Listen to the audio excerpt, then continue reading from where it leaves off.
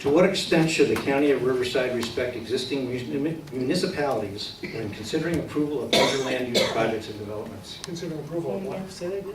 Okay. To what extent should the County of Riverside respect existing municipalities when considering approval of major land use projects and developments? I've always been concerned about sprawl, about trying to make sure that urban development could be part of a city that was near a city, or that if it was freestanding, that it could maintain itself into the future, that it had the financial wherewithal, and it might have a chance for local control in the future. You see my record is clear on that. And also my record's very clear on that to protect rural areas. I've been very consistent about that. And spent a lot of time trying to save some of our prime agricultural resource, our natural beauty, our Santa River, for example, for many, many years. And increasingly now in the tough economic times, this is going to be a more important issue.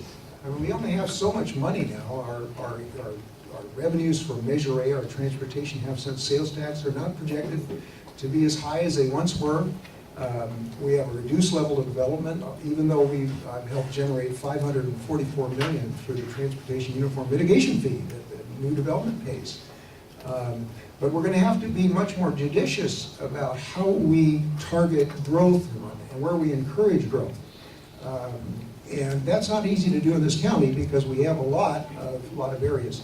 And we have to work together with the cities. I think my record shows, such as in the corporation of Wildomar, that I fought for those folks so that their area was not balkanized and picked off by adjacent cities, as was the case, so that they had a chance at local control in determining their own destiny, and we worked with them closely in their development procedures as well. Mr. Jeffries. It comes down to cooperation, once again, between the counties and the county representatives and the city representatives. A positive, informative relationship that has to be built. There's a reason why so many city council members throughout the first district are supporting me. We need to have a new level of openness and access in the first district office. We need to get rid of the battle lines that have been drawn over the years, for the past 20 years, and have a new energy and a new enthusiasm to work together.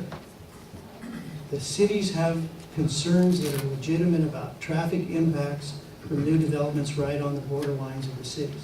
Those have to be addressed when those projects are being processed.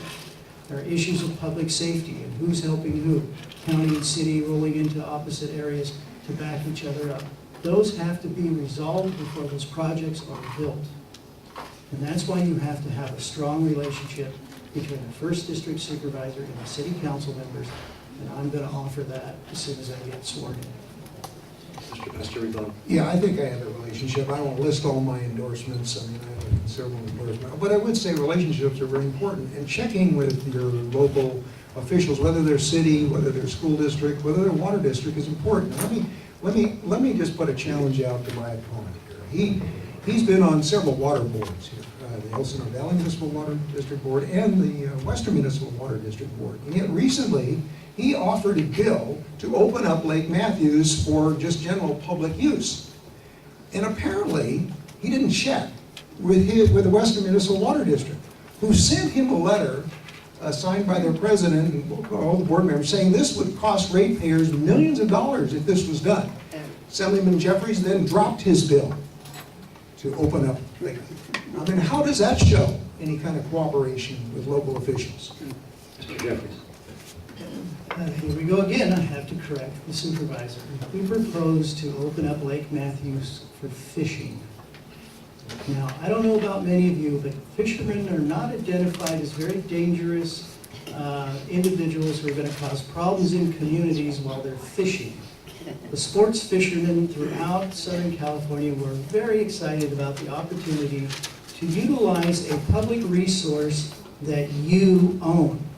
You, the taxpayers, you, the ratepayers, you own that facility. And there are reservoirs throughout California that allow fishing. That's what we were hoping to achieve. Why'd you drop the bill? I mean, here's Mr. Evans saying Let's it's go going to on. cost millions of dollars to make the changes Assemblyman Jeffrey Mr. proposes. Buster, you had your chance for a Okay. vote.